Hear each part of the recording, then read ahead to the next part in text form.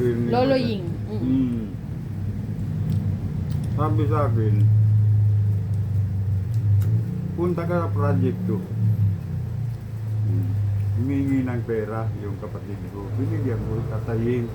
Dahil uwi sa Bicol. Nakita ko ni Manoy, Boss Domingo. Tinawag ako nung sa second floor. Sabi sa akin, saan ka nagtatrabaho? Sabi ko sa Tondo. Ilan ang sweldo mo? Sabi ko, mahina ng 90. 120, 110, accessories ang gawa ko eh. Kaya mo yan dito. Nag-isip ako ng malaki. Grabing minisip ko. Nakita ko ito si mama mo.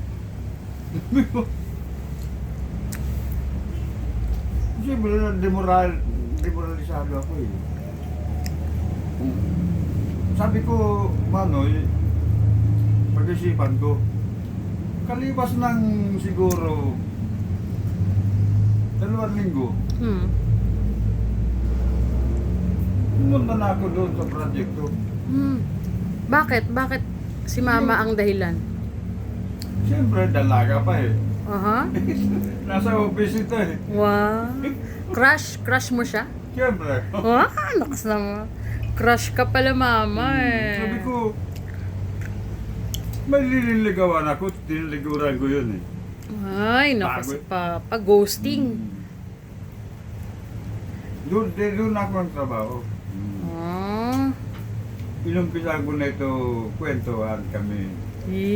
Every time na off, mga break, nag-uusap kami.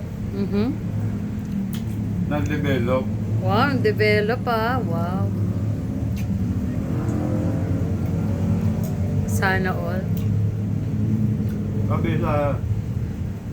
Sabi sa akin, ni ate, matagal na ako eh. Mga 1 year na ako doon. Pag pyesa sa Bicol, yung sa, nabit? Urabot. Oo. Umuwi ka, manikan ka. Sabi sa akin, mahirap kami. Sabi ko po,